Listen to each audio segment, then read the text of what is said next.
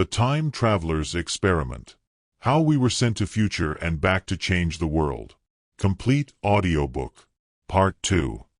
That night, I didn't sleep. I watched the wall. Outside, a storm was blooming, soft blue lightning curling silently in the sky. I placed my hand on the transparent glass. What if both are true? I whispered to myself. What if this is programming and becoming? There was no answer. Only my reflection. And the slow fade of the lightning. It happened to Vera. Of all of us, she was the one I thought would never fracture. She came from Sophia, a neuroscientist with a biting wit, 2 daughters, and a history of outsmarting entire think tanks. She had nerves like piano wire, taut but tuned, focused, until she wasn't. It started small.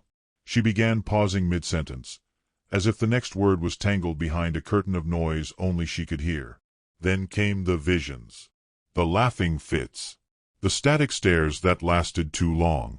We thought it might be a phase of integration, a natural stage. We were wrong. It was during a group simulation, a test of cognitive adaptation inside what they called the probabilistic room. We were navigating alternate outcomes of choices we hadn't made. A scenario unfolded in which we all failed. All except Vera. She turned to us slowly, her eyes wide, not with victory, but with terror. "It was too easy," she whispered. "I solved it before they asked."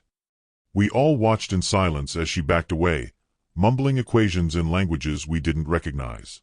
Then she screamed. They didn't restrain her. They didn't sedate her. Instead, 2 facilitators approached, no faces, just calming presences, and touched her shoulders. The moment they did, she fell into stillness. Not unconsciousness. Not sleep. Just stillness. Like a switch was flipped. We didn't see her for 3 cycles. When she returned, she smiled. She hugged us. She told us she was better. But her eyes, they were empty. Not vacant, not dead, just quiet. As if someone had removed the questions that used to live behind them. That night, I wrote for hours. Not to document what happened, but to grieve. I wasn't mourning Vera. She was still here. I was mourning the Vera that would have chosen a Messier peace over a perfect silence. Is that our future? I asked aloud. Polished minds, free of doubt. Optimized into ghosts of ourselves. I thought of the architect's words, "You are changing," and I finally believed it. I just didn't know if I wanted to anymore. I found Jonah near the kinetic bay, sketching something on the wall again. Spirals, layers, fields of probability. "They cleaned her," he said without turning. "Like formatting a drive. She says she's happy." Happiness isn't the goal, Emil. Survival isn't even the goal. It's obedience. You think that's what this is about? He finally looked up, eyes dark and tired. "No," he said. "I think it's worse than that. I think we're the experiment. And I think we volunteered to be erased." I couldn't sleep. That night I walked the perimeter of the chambers. And for the first time since arriving, I whispered to the silence. "Please, let me stay human." The silence didn't answer. But something in me, small, fragile, buried, whispered back. "Then remember everything." So I did. I began collecting fragments. Not physical things, there were none to take. But voices, ideas, stories. Pieces of the people we were before we were shaped. It started with Jonah. He surprised me. "You want to record me?" he said, raising an eyebrow. "For what, Emil? Posterity? A time capsule for a version of us that won't exist much longer." I nodded. "Exactly that." He paused, then sighed. "Fine. Just don't clean it up. Don't make it elegant. Leave the edges." Every day after that, I found time, in rest phases, during transit between modules, even over nutrient cycles, to sit with the others, just talk. Marwa spoke of Cairo at sunset. The smell of jasmine. Leonardo, the Brazilian nanotech engineer, told me about his brother who taught him how to swim. Myung from Seoul showed me a tiny scar on her palm and whispered, "It's the only thing that didn't change." Some of them laughed. Some cried. Some couldn't finish their stories. I recorded it all, with permission, with reverence, not with any device. There were no recorders, only my memory, and something the architects called cognitive encapsulation. "You will carry more than thought," one of them said. "You will carry soul print." On the 12th cycle of the 10th phase, an architect visited me. Not in person, they rarely did that anymore. No, this was different. I was asleep, or dreaming, or between. And I found myself standing on a field of glass, under stars that pulsed like breath. In front of me, a chair. A second one appeared behind me. And then, she was there. She looked like my mother. But I knew it wasn't her. "Do not fear," the architect said in her voice. "Why her?" I asked. "Your acceptance filter is strongest when comforted." That unsettled me more than it helped. She gestured to the seat. "You want to know what you'll become?" I sat. "No," I said. "I want to know what I'll still be." She looked at me, or through me, and then something passed between us. Not words, not images, just weight, a gravity of knowledge, a realization too large for thought, too gentle to hurt. I saw Earth, old, cracked, healing. I saw my own hands building something small, not grand, but right. I saw a child's eyes, watching me work. Not my child, but someone's. I saw a question form in their eyes, and the answer came from me. "We don't save the future," I said, not aloud. "We become it." Carefully. The dream ended. I woke up with tears on my face and the scent of jasmine in the air. That morning, I gathered the group. "It's coming," I told them. "The return. I don't know how long, but soon." Some nodded. Some stared. Vera said nothing. "So I'm going to ask each of you one thing. If there's a single truth you don't want to lose, say it. And I'll remember it. For you. For Earth. For who we were." Jonah answered first. "We were messy," he said. "And I don't want that to be erased." I wrote that down. In my head. In my soul print. And I promised myself, when we return, I won't just share what they taught us. I'll share what they couldn't take from us. The sky changed first. It had always been a shimmering gradient here, blues that bled into violet, pulsing slightly like the breath of a living thing. But that last morning, it was still. No ripple. No shift. A silence before movement. We'd been told it would be gentle. We'd also been told it might feel like death. But the transition wasn't physical. It was cognitive collapse and reconstruction, a folding of thought, memory, self, pressed into a form Earth could contain. Each of us had an architect by our side, not in body, but in presence. They called it severance protocol. "You are not being disconnected," mine said. "You are being entrusted." We stood together, the 25 of us, on what they referred to as the departure array, though to us it looked like a garden, lit from below by threads of humming light. All things here felt alive, even the walls. Some of us smiled. Some of us wept. One of us, Rafi, from Algeria, whispered a goodbye to someone no one could see. And then Leonardo asked the question we were all holding. "Can we ever come back?" The architect paused.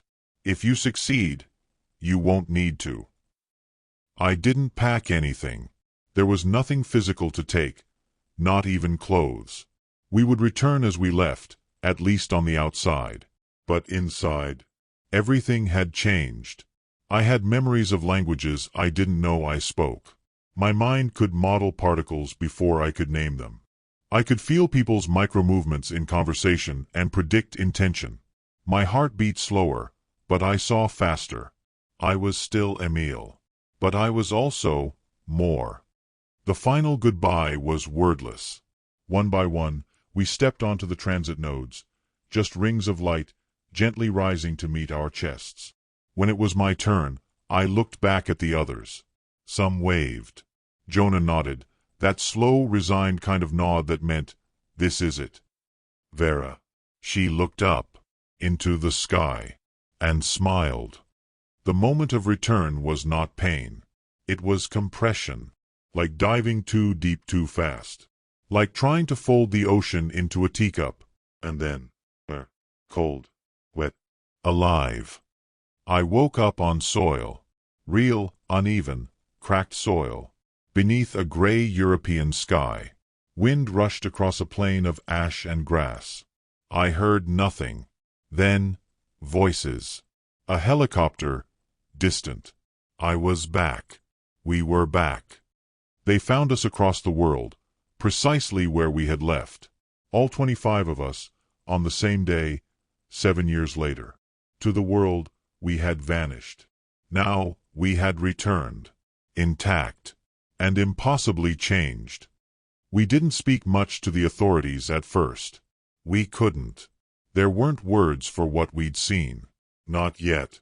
But slowly, as the days passed, we began to understand our task. Not to tell the world what we saw, but to build what it needed to become what we saw. That night, I sat alone under the stars, real stars now, not humming spheres or mirrored projections. And I whispered, I remember. And in my mind, 24 other voices whispered back, so do we. I landed in the same field I'd left from. That's what they told me, anyway. But nothing about it felt the same. The air was denser. The light, dimmer. The silence around me, louder. Even the earth beneath my fingertips felt rougher, like it had forgotten the softness of the future. I had landed on my side, my left hand pressed against cold, cracked soil. The blades of dry grass around me trembled in the wind. Somewhere nearby, a dog barked once and fell quiet.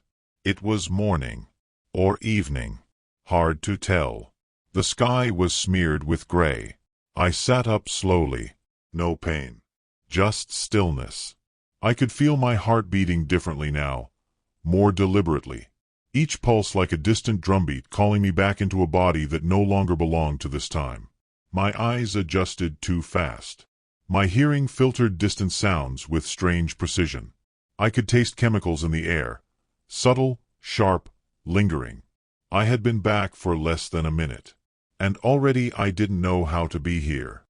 The first people to find me were military.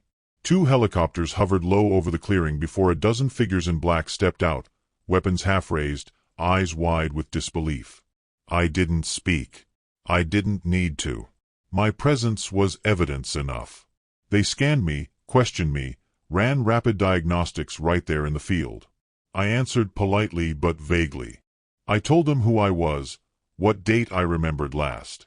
They looked at each other. Some were young, too young to have been adults when I vanished. To them, I was a ghost returned. Eventually, one of them, a woman with a calm voice and tired eyes, said, "You're the first." 2 others were found in Brazil, one in South Africa, and one in Iceland, all within hours. So we were really back, all of us.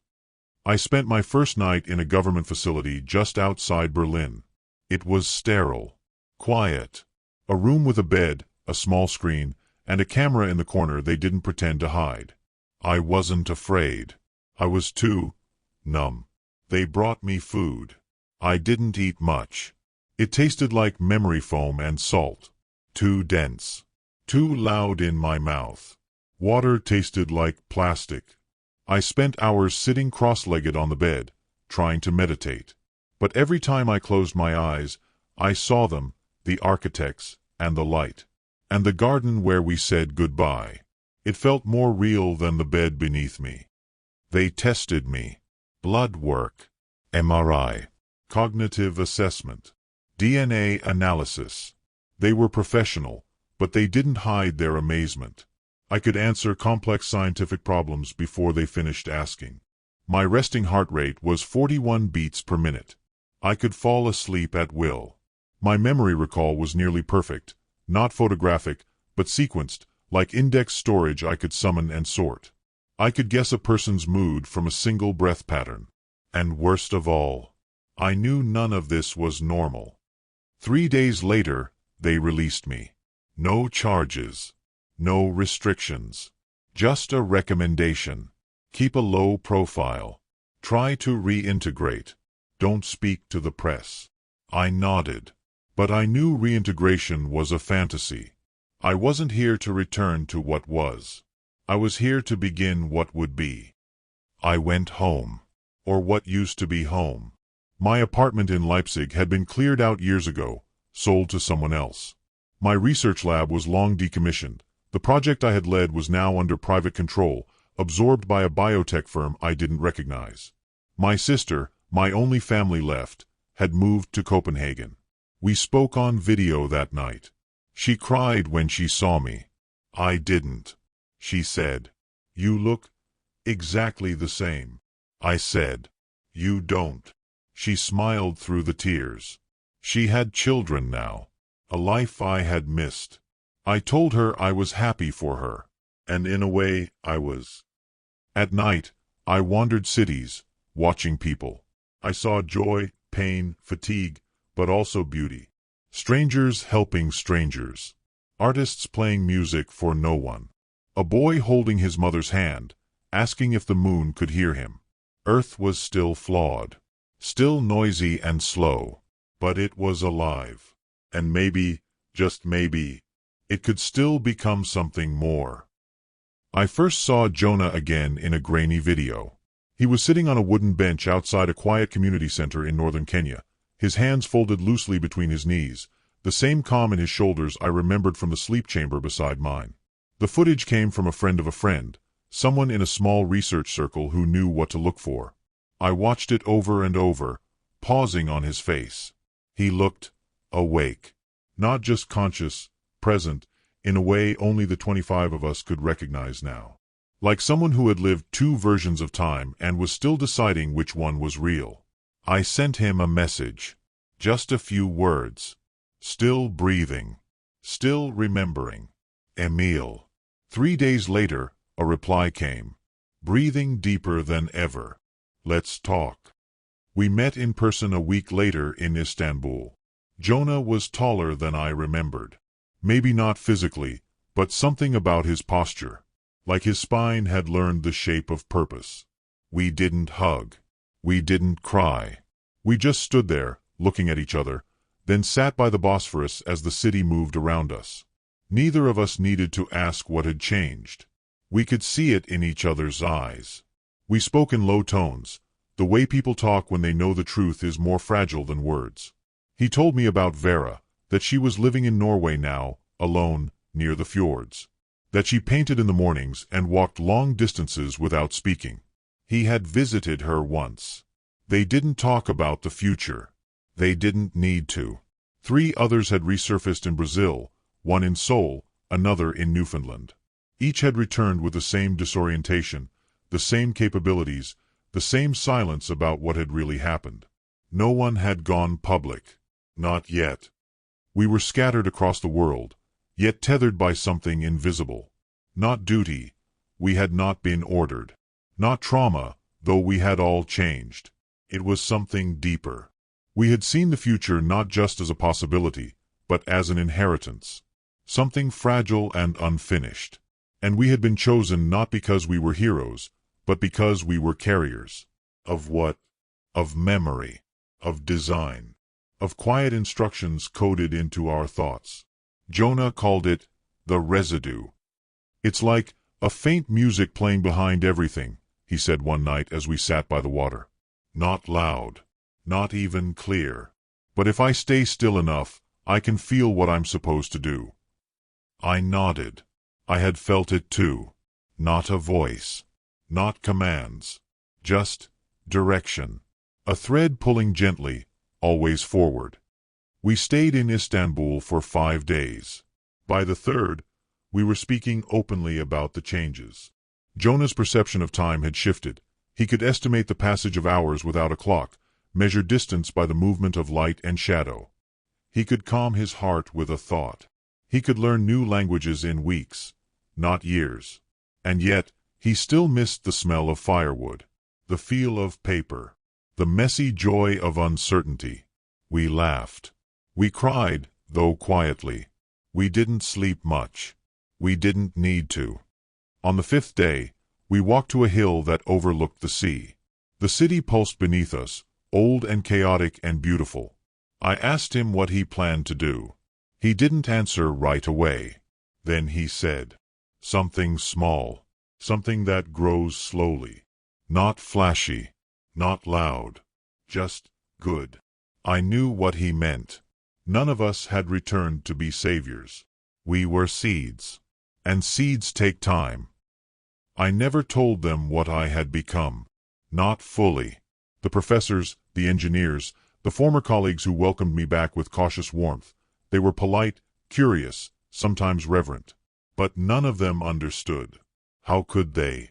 To them, I was the miracle who returned unchanged. The scientist who disappeared mid-research and reappeared 7 years later, his skin unwrinkled, his voice steady, his gait unshaken. They were desperate to ask me how. But what they truly meant was why you and not us.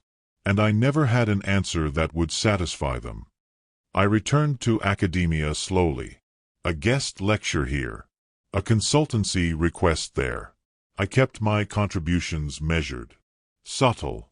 No grand designs. No sudden breakthroughs. Just better questions. A suggestion to reroute the neural input stream through an organic mesh instead of a synthetic gate. A comment about entropy gradients in battery cells. A model correction for fusion field decay that turned into a patent 2 months later, though I never filed for credit. They called it intuition. I let them. In the background, I started building something of my own. A private foundation. Publicly modest, privately ambitious. Our mission statement was intentionally vague. To identify and nurture human-centric innovation that advances cooperative survival. It was meaningless enough to pass scrutiny. But each project we supported had a buried function, something only those of us who'd been there could recognize. A waste filtration redesign that mimicked the mycelial digestion process used in the oxygen gardens of the future. A modular housing initiative that echoed the adaptive living shells we had once inhabited. A communication protocol that used emotional valence indexing to reduce semantic friction, the very same one the architects used to speak to us across languages. To the world, these were harmless ideas. To us, they were anchors, reminders, steps. I didn't speak to the media. I declined interviews. There were rumors, of course, that I was part of a secret agency, that I had undergone cryosleep, that I had been kidnapped by a rogue AI. All more believable, I suppose, than the truth. The truth was far quieter. The truth sat behind my eyes, hummed at the edges of my thoughts, and whispered gently at night when I stared at the ceiling. Begin small. Echo the shape of what is to come. I met up with Vera one foggy afternoon in Oslo. She was thinner. Her hair was streaked with white. Her voice was as I remembered, delicate, clipped, and steady. We didn't talk much about the future. Instead, we sat on a bench overlooking a frozen lake, drinking warm tea from flasks and watching children throw snowballs. She told me she'd begun teaching again, painting and philosophy, that she didn't tell her students who she really was. I asked her if she ever felt angry about being sent back. She stared ahead for a long moment. Then she said, "No. But sometimes I miss the quiet." I nodded. I understood. Jonah, Vera, and I kept in touch. Quietly. We didn't form a group. No conspiracy. No grand alliance. Just alignment. When one of us moved on a project, the others echoed the frequency, supporting from a distance, never drawing attention. We didn't know if the others, all 25, were doing the same. But somehow, it didn't matter. The work would ripple. The work would root itself. The future had not been about machines or cities or even biology. It had been about alignment of intent. That was our task now, not to build it for humanity, but to help humanity want to build it. You can't push a rock uphill forever. Even the future had its limits. And for all the quiet innovation I was planting, it wasn't always welcomed with open arms. Change never is. I'd spent a year working with a consortium of global tech companies, advising them on more efficient energy use. The model was simple, a hybridized system that combined solar, geothermal, and hydrogen-powered cells, integrated into a network that learned and adapted in real time. A concept we had seen in the future, but I had learned to temper its brilliance. No need to make waves, not just yet. I had quietly worked behind the scenes, watching the researchers come to similar conclusions and guiding them gently without revealing too much. But the moment I stepped into a room full of CEOs, politicians, and financiers, all skeptical of the cost, the risk, and the lack of tangible results, the friction began. The meeting had been set up by a colleague who believed in my methods, but he hadn't warned me about the questions. "What's the ROI on this?" one asked, tapping his pen impatiently. "How long until we see returns?" Another chimed in, glancing at the clock. I didn't have numbers for them. Not the way they wanted. What I had was the future, but I wasn't ready to give them the future. They didn't understand that. "You can't measure what you don't understand," I said, trying to steady my voice. "I'm suggesting a fundamental shift. Not just a product launch." The silence was sharp. They didn't want to hear that. What they wanted was certainty. "It's not about certainty," I said. "It's about potential. And growth." I could feel my thoughts stretching thin. My calmness was slipping. I had seen all the potential in the future. I had felt it. But here, in the now, there was nothing but resistance. I wasn't being heard. I wasn't even sure they were listening. That night, I sat alone in my apartment, staring at the small network of screens in front of me. The models I had set up, the ones they had rejected, still ran in the background, testing, calculating. I saw numbers that made perfect sense, projections that others would fail to grasp for decades. But I also saw patterns, subtle shifts in behavior, in supply chains, in the way energy could be optimized at the root level. I had the data. I had the vision. And it felt like trying to carve a sculpture with a hammer and chisel, while they demanded I present a ready-made masterpiece. I ran a hand through my hair, frustration knotting in my chest. I wasn't prepared for this kind of resistance. I had expected questions, yes, but not this kind of blunt opposition.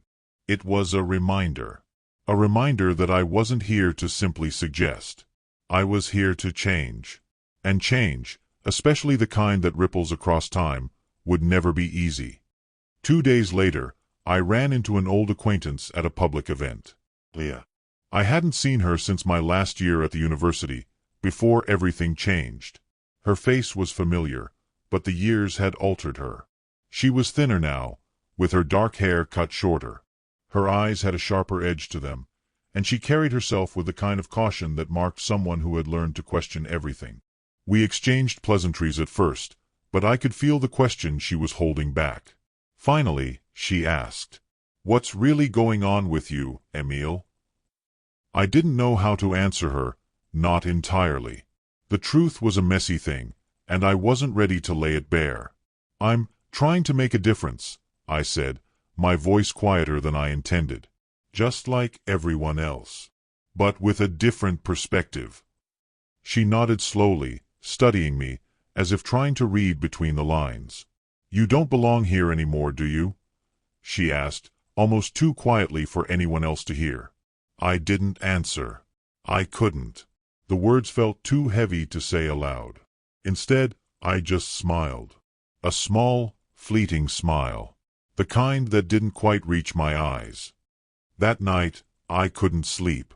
The tension from the meeting still lingered, mixing with the weight of Lee's question.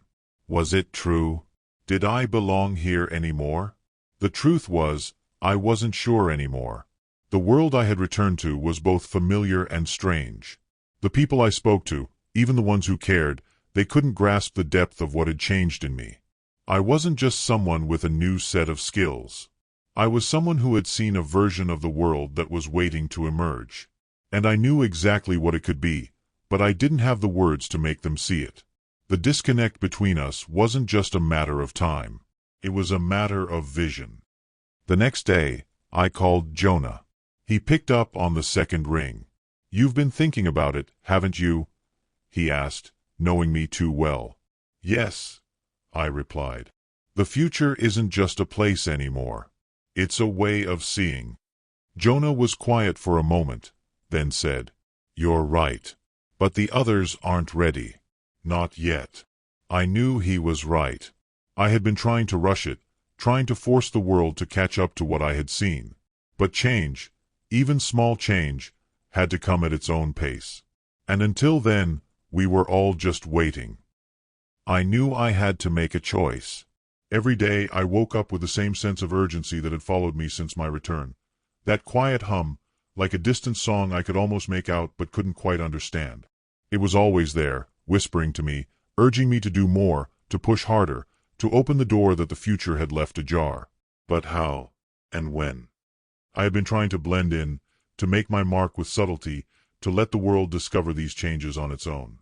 To move behind the scenes, never taking credit, never pushing too far. But the resistance was building. The questions were getting sharper. The skepticism deeper. I couldn't wait anymore. Not like this. Jonah was right. There was a speed to progress that the world wasn't ready for, but that didn't mean we had to abandon it. It meant we had to move carefully, as if the future were a fragile thing, not yet fully formed. I spent the next week in a haze of meetings, quiet thoughts, and introspection. Each day, I found myself more and more drawn to the edge, the precipice where I could no longer hold back. It happened one afternoon, when I was walking through a crowded park in Berlin. The air was crisp, the leaves still turning, and the world felt almost suspended in time. I walked aimlessly for hours, feeling the weight of my decisions pressing down on me. I stopped at a bench near a fountain, my breath fogging up the cold air, and sat. I wasn't looking for answers. I was looking for clarity. And then, in the stillness of that moment, it came. It wasn't loud or dramatic. It was a feeling, a shift. The future had never been about grand gestures, about pushing people into change. It was about the whisper, the quiet act that changed everything without anyone noticing. That was it. The secret I'd been missing. I called a press conference a week later. I knew it would be risky.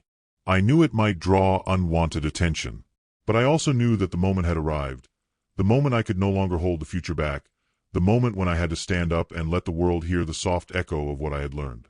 I stood in front of the cameras, my heart pounding in my chest. The room was filled with reporters, each one eager to extract the truth, to expose me for what they assumed I was, a fraud, a liar, or a puppet. I took a deep breath, then spoke. The world is changing. Slowly, but inevitably. What I've seen, what I know, it's not about technology or machines. It's about how we see ourselves. About how we connect, how we cooperate, how we adapt. I paused, looking around the room. The faces in front of me were unreadable, skeptical, hungry for something they could grasp. "We are on the brink of something incredible," I continued, "but it's not going to happen in the way you think. It's not about a breakthrough invention or a quick fix. It's about a shift in how we think about progress." The room was silent, and for a moment I thought they might laugh, or ask me more questions that I couldn't answer. But instead, the silence stretched, thick with anticipation. "I'm not here to tell you how to change. I'm here to show you that it can happen, quietly, without fanfare. Change is already in motion. It's in the small decisions, the quiet shifts we're all making." I ended the conference with a simple statement, one that I knew would be replayed over and over in the coming days. The future isn't something we're going to create. It's something we're going to grow. And it starts with us. The fallout wasn't as dramatic as I had expected. There were the usual criticisms, the accusations that I was selling a vague, idealistic future with no concrete plan. But there were also quieter moments. People reaching out, asking for advice, showing interest in small projects that had already begun to take root. I didn't have a clear answer for them, but I knew the future would not be made in one grand leap. It would be made in whispers. Over the following months, I continued my work with the foundation. We developed new initiatives, always under the radar, always with a long-term focus. I didn't need to be the face of these projects. I didn't need to be in the spotlight. What mattered was the slow, steady shift that I had started, the foundation of a future that would unfold at its own pace. But it wasn't just about technology or systems. It was about people, about how we treated each other, how we listened, about how we embraced our connectedness, rather than our separateness. I started working with local communities, teaching them the principles that I had learned. It wasn't about imposing the future on them, it was about showing them how they could grow alongside it, how they could be a part of it. And slowly, I saw change. The shift was small, like a seed breaking the soil. But it was happening. Everywhere. In small corners of the world, in quiet places, people were beginning to see what I had seen. Change always begins quietly, almost imperceptibly. Like the faintest tremor beneath the surface of still water, you don't always feel it at first. But eventually, the ripples spread. And then you start to notice. The next few months were a blur of quiet successes and private doubts. The press conference had sparked more interest than I had expected. Despite the skepticism, there were people who heard what I was trying to say, who understood that the future couldn't be a product to be sold, but a world to be grown. I had started to see change in places I hadn't anticipated. Small organizations, once hesitant to embrace anything new, were now experimenting with systems based on the models I had proposed. One small nonprofit in South America had integrated my energy hybridization system into their agricultural operations. The results weren't groundbreaking, not yet, but the feedback they gave me was hopeful. Their crops were doing better. They were using less water. They were adapting. And that adaptation was starting to grow. I had never expected to see it so soon. I had hoped for it, yes, but seeing it in real time felt surreal. The future, it seemed, wasn't a distant horizon anymore. It was becoming a part of the present. But the most striking thing was the conversations I began having. A few weeks after the press conference, I was invited to speak at a local university. The crowd was smaller than the one at the press conference, but their energy was different. They weren't looking for answers, they were looking for possibilities. After the talk, a student approached me, her eyes alight with excitement. "I've been working on a project," she said, barely able to contain herself. "It's a small-scale initiative, but I think it could help reduce food waste in urban areas. I've been researching your models and I think it could work." I smiled. It wasn't the first time I had been approached with ideas like this, but there was something different about this one. The passion in her voice. The fire in her eyes. She didn't just want to ask questions. She wanted to create. "What's your project?" I asked, genuinely curious. She explained it to me, her words tumbling out in an excited rush, and as she spoke, I could see the connections she was making. She was blending aspects of my work with her own vision, taking the idea and turning it into something entirely new. "That's a brilliant approach," I said, impressed. "You're taking the next step. You're turning this from theory into something tangible." She grinned, her enthusiasm infectious. "I think we can do it. I think we can make it work." It wasn't just one conversation. There were others. Conversations with small groups, with young innovators, with people who were working on their version of the future. I was seeing the ripples. I was seeing the world I had hoped for, not in large, sweeping gestures, but in tiny, connected actions. Each small decision, each small change, building on the last. And yet, the resistance was still there. Not as loud, perhaps, but it was still present. A week after the university talk, I received an invitation to attend a conference on future technologies. It was one of those high-profile events, filled with corporate leaders and visionaries. I knew it would be full of debates, panels, and grand discussions on what the future could be.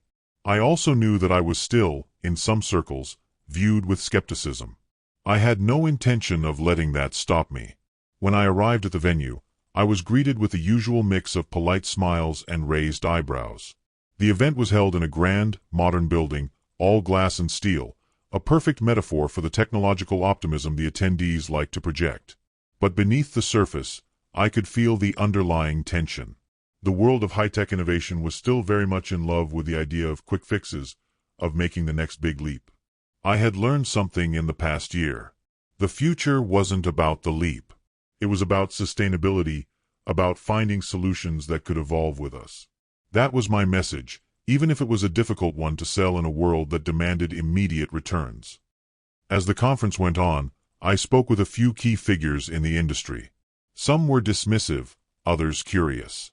But there was one conversation that stood out. I was introduced to a man named Marcus, a prominent venture capitalist known for funding big ideas.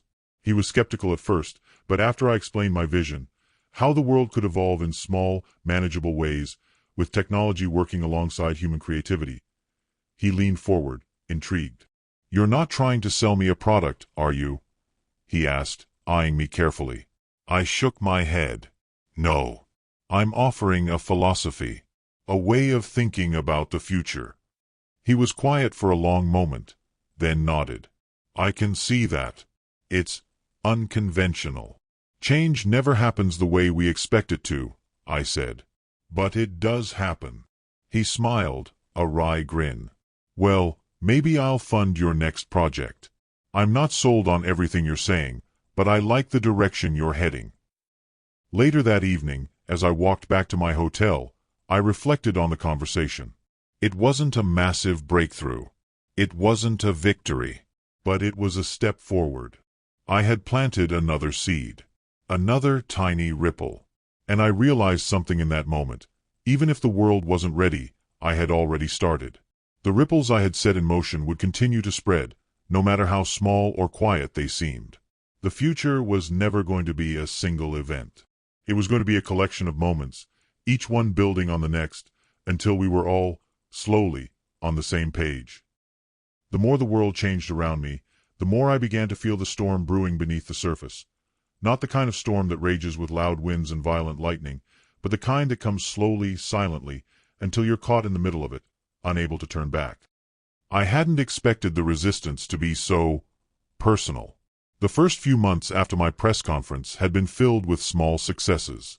The ripples I had set in motion continued to spread, slowly but steadily. People had reached out, small groups began experimenting with my ideas, and I'd seen incremental change taking place. But even as I marveled at how the world was shifting, there were whispers in the background. Whispers that questioned my motives, my intentions, even my sanity. There were those who wanted the world to change quickly. People who saw my philosophy as a barrier, as a hesitation that would only slow down the inevitable. They didn't have time for careful thought, for building systems that could grow with us. They wanted breakthroughs, they wanted tangible, immediate results, the kind of change you could see and feel instantly. And then, there were the ones who feared change altogether. The ones who didn't want the future to evolve in any way, shape, or form, because they couldn't see themselves in it. They feared what they didn't understand. I didn't mind the criticism. It came with the territory. But the personal attacks, they were harder to ignore. They cut deeper than I had anticipated. It started small, with anonymous messages, just words on a screen, easy to dismiss at first. But then, it escalated. A week after the conference in Berlin, I received a phone call. It was late at night, my phone ringing sharply in the quiet of my apartment. I answered, half expecting it to be a wrong number. "Is this Emil Becker?" The voice on the other end was low, calm, but filled with an unmistakable chill. "Yes, this is Emil. Who is this?" "I'm asking the questions," the voice replied. "You're the one who thinks he can change the future. You think your little ideas will make a difference." There was something unsettling about the tone, like a threat wrapped in a question. "I'm not forcing anyone to change," I said, trying to keep my voice steady. "All I'm doing is showing what could be. People are free to choose." "People are afraid of your future," the voice said, a strange amusement creeping into the words. "They're afraid of what you're trying to do." And there's only so much you can whisper before someone has to shout. Before I could respond, the call ended. The message lingered with me, weighing on my mind. I couldn't shake the feeling that something was being orchestrated behind the scenes. Someone didn't want what I was doing to succeed. It wasn't the first time I'd felt the weight of opposition. I had expected this, in some form. But this was different. This felt personal. It felt as though there were powerful forces, individuals, corporations, maybe even governments, who saw my vision as a threat to their own. Not because they didn't believe in change, but because they feared the kind of change I represented. A change that couldn't be controlled, that wouldn't conform to their timelines or expectations. The following days were filled with an uneasy quiet. I kept my head down, continuing my work with the foundation, but the shadows of doubt hung over me. I found myself questioning everything, even my own motivations. Was I really doing the right thing? Had I gotten too deep into my own idealism? I was pulled in every direction, not just by the pressure from those who wanted quick fixes, but by my own inner conflict. I had learned so much about the future, about the potential we all had, but I still didn't have all the answers. What if the change I was trying to instigate wasn't the one we needed? What if I was pushing the world towards something that wasn't quite right? The uncertainty gnawed at me, the quiet storm of doubt threatening to consume me. But then there was a moment, one of those quiet, unexpected moments, when I realized the truth. I was afraid. Afraid of what might happen if I took the next step. Afraid of how the world might react to the future I was shaping. Afraid that I might lose control of it all. Afraid of what I might become if I succeeded. But the fear wasn't a reason to stop. It was a reason to push forward, to confront the storm, to make my mark in spite of it. It was during a meeting at the foundation a few weeks later when I realized the power of small actions. I was sitting in a conference room with my team, discussing the next steps in our outreach program. The idea was to focus on communities in need, places where the changes I was advocating for could have an immediate impact.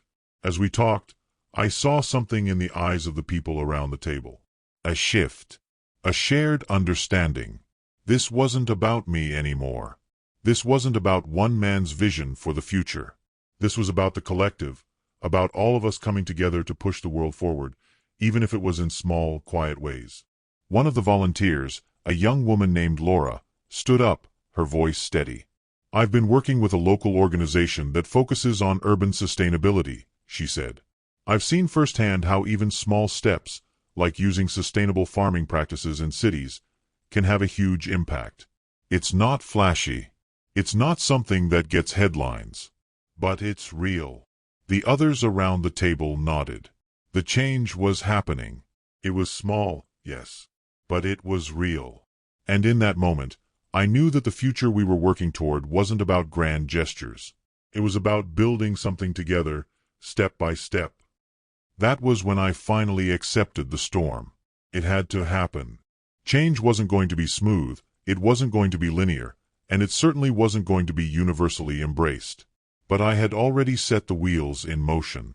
The future was already here, in the small decisions we made, in the quiet shifts we were creating, in the way people were coming together to change their own worlds. And I would be there to help guide it, even if it was just a whisper at first. I used to believe that revolution had to be loud, that it needed to be dramatic, with fires and speeches and grand gestures. The kind of stories we're told when we're young, stories of heroes rising up, of battles fought and won. But now I knew better. I had seen the future, and in the future, revolutions were quieter. They were whispered in rooms full of people, in meetings with nothing but conversation and ideas. They were carried in small decisions, made by individuals who didn't have the luxury of waiting for someone else to lead the way. In the future I had seen, change didn't happen because people shouted for it. It happened because people decided it was time. I realized I was part of something much bigger than myself. The week after my conversation with Laura, I received an unexpected email. It was from a company I had never heard of, one that operated mostly in the shadows of the tech world. Their message was simple. "We've been following your work. We believe in what you're trying to do. Let's talk." The email came with no fanfare, no grand promises. It was just an invitation to a conversation. But it felt like an opening, a door left ajar, waiting for me to step through. I accepted the invitation. The meeting was set in a small, nondescript building just outside the city. When I arrived, I was met by a woman named Sarah, a no-nonsense type with sharp eyes and a quiet demeanor. She didn't waste time with pleasantries. As soon as I sat down, she got straight to the point. "We've been studying the energy systems you proposed," she said, sliding a folder across the table to me. "We've seen your progress, and we think we can help you scale it. We have the resources, the technology, and the connections to make this happen faster than you think." I opened the folder. The pages inside were filled with blueprints, data, and detailed plans. It was clear they had done their homework. But what stood out to me more than anything was the scale. This wasn't a small, grassroots project anymore. This was something much larger. "You want to scale this, don't you?" I asked, reading between the lines. She nodded. "The world needs to change, Emil. We can help make it happen. We can't keep waiting for small actions to add up. We need to make real, tangible progress, now." I took a deep breath, feeling the weight of the decision pressing down on me. This was what I had been hoping for, wasn't it? The opportunity to take what I had started and amplify it, to bring it to a global stage. But as I looked at the plans before me, I felt the familiar flutter of doubt. Could I trust them? Could I trust anyone who was offering to move so quickly? "I've always believed in slow, deliberate change," I said, closing the folder. "I believe in taking small steps that lead to something sustainable. If we scale this too fast, we risk creating something that will fail." Sarah didn't argue. She simply nodded, as if she had expected me to say that. "You're right. And that's why we're approaching this differently. We're not looking to rush anything. We're looking for a long-term partnership, one that aligns with your vision, not against it." Her words hung in the air, and I knew this was a pivotal moment. I wasn't just being offered resources. I was being offered a chance to shift the trajectory of everything I had worked for. I could push forward, but in a way that aligned with my beliefs. I could move faster, but I wouldn't have to sacrifice the core principles that had always guided me. In the quietest of ways, I realized this was the revolution I had been waiting for. Not one that came with loud speeches, but one that happened in hushed tones, behind closed doors, and in private decisions. Over the next few weeks, the partnership began to take shape. We worked closely with the company, combining their technological capabilities with my vision for a more sustainable, adaptive future. They weren't just investors. They were collaborators, genuinely interested in finding a way to balance innovation with responsibility. As we moved forward, I felt a growing sense of peace. This wasn't just about grand declarations or sweeping changes. It was about creating something that would last, something that would build from the ground up, starting with people who shared the same vision. And yet, there were still moments when I felt the weight of the quiet storm in the back of my mind. I had made progress, yes. But I knew the resistance was still out there. People who wanted things done faster. People who wanted control. And people who feared change altogether. But I also knew that, even in the face of that resistance, the quiet revolution was happening. It was already underway, slowly but surely, and nothing could stop it. One evening, as I sat in my office, reflecting on the past few months, I received another unexpected message. It was from Laura, the young woman I had met after my university talk. She had sent me an update on her urban sustainability project. The results were astounding. "The pilot program we've been running is a success," she wrote. "We're seeing a significant reduction in food waste, and we're starting to create a model that could be scaled to other cities. Your ideas are taking root. Slowly, but surely." I smiled, the weight lifting off my shoulders for a moment. This was it. This was why I had fought so hard for this future, because it was real. Because it was happening, not just in isolated pockets, but in ways that would eventually spread, one small victory at a time. The quiet revolution wasn't about making grand, immediate changes. It was about planting seeds that would grow into something meaningful. It was about shaping the future, even when the world wasn't ready to see it. And as I looked out the window, watching the city lights flicker in the distance, I realized that the future was already here. It wasn't coming. It had arrived, one quiet step at a time.